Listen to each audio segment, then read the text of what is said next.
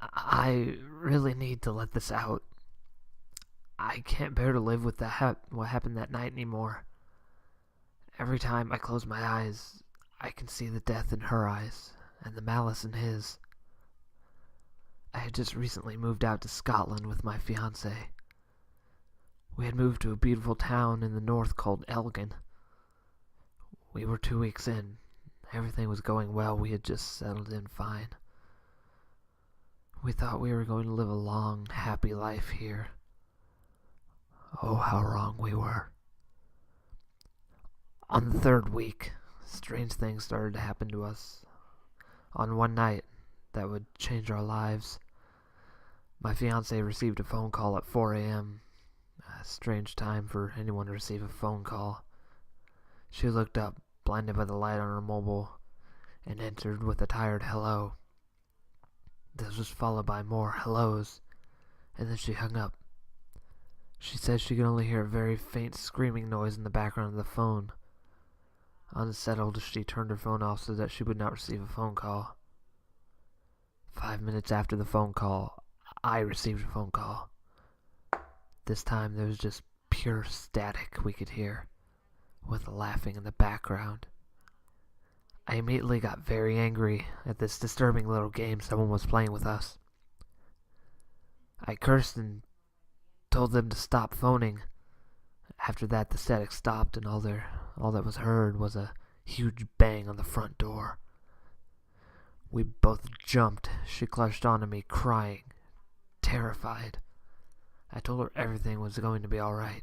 I got up, told her to stay there, got on my dressing gown, grabbed a bat, and walked to the door.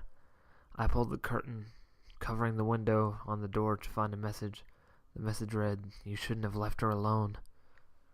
As soon as I finished reading, I heard a scream coming from upstairs. I immediately ran upstairs to find myself frozen at the entrance of the bedroom. There was my wife, standing, blood dripping from her neck, looking right into my eyes, sobbing for me to help. And there was that thing behind her. That fucking thing that ruined my fucking life. It was a tall, completely naked creature, humanoid in shape. It was completely bald and had my very skinny limbs. You could almost see its bones. Its face was the most horrendous thing I had ever seen in my life. It had a huge smile on its face, stretching right across, and had completely bloodshot eyes, one significantly smaller than the other. I had never felt this feeling before. I couldn't do anything. I was literally frozen. I couldn't even speak. I couldn't even say how sorry I was. All I could do was cry. The creature slowly crept towards me with my fiancé in his clutches. His face came down to my height, and he looked me right in the eyes. At this point, he started to scream. However, all that came out of his mouth was static. I was terrified. He ran back very quickly to the window and jumped out with her. As soon as he left the building, I fell to the ground. I jumped up to look outside to see if I could see her with it, but they were nowhere to be seen. 2 days later, I was a wreck. I hadn't slept. I had just been researching to see if anyone knew what this was, if anyone had ever related to me.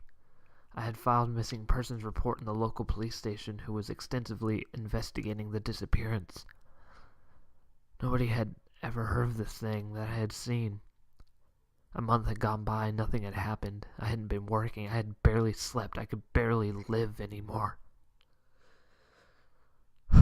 I took a razor blade to my wrists. As the blood seeped from my wound, it felt like all of the pain of the past events was flowing away. I looked up from the bathroom sink to the mirror, and he was there, smiling just like before. Blood dripped from his eyes as he held my fiance's head up, severed from the body. Again he screamed static and I fell to the floor. I felt my body growing weak as my wrists bled. I was terrified to look at the mirror, but I felt I had to.